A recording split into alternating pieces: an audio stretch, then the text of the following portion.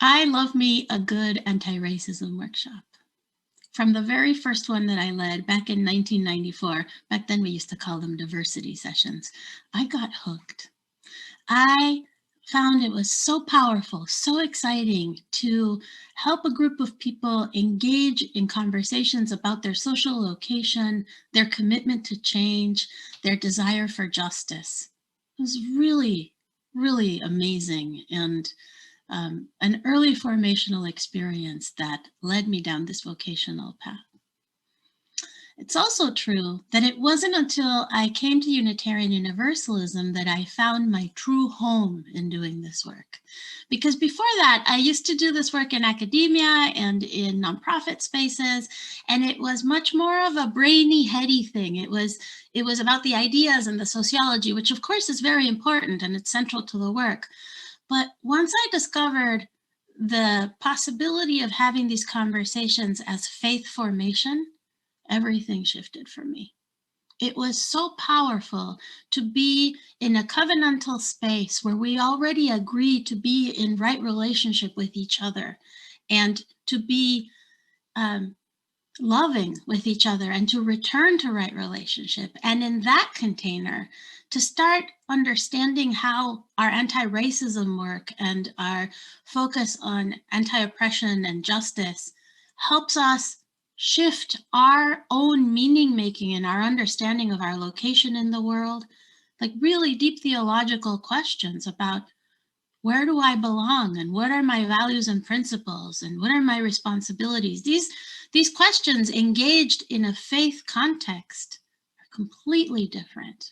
It's a complete game changer, and I really appreciated that.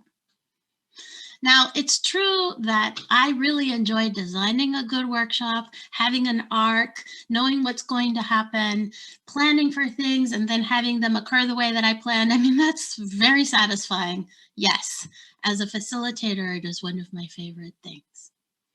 And I am discovering that the most powerful learning actually occurs when we go off the agenda.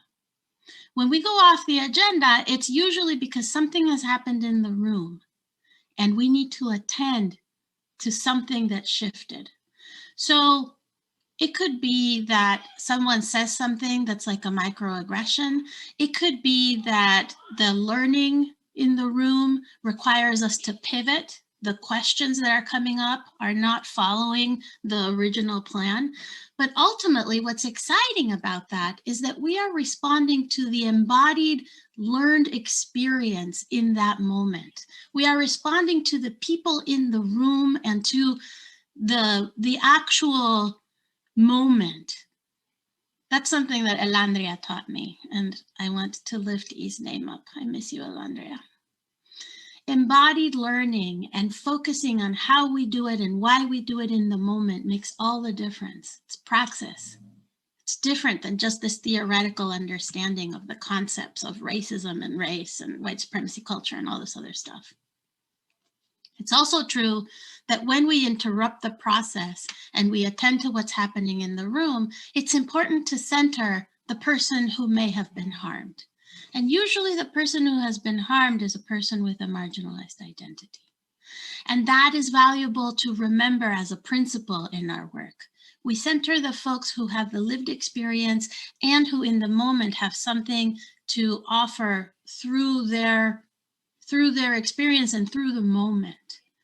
Doesn't mean that we put people of color and people with marginalized identities on pedestals as educators and experts.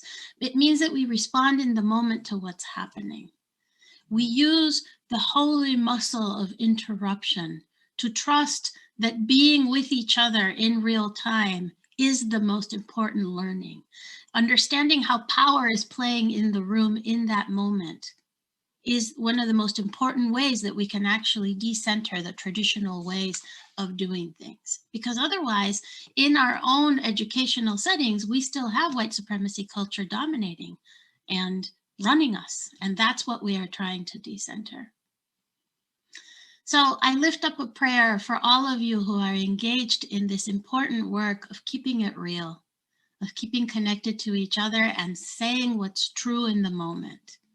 May we continue to strengthen that muscle. May we continue to trust that truth telling and speaking truth to power is one of the ways that we do this liberation work. May it be so, and amen.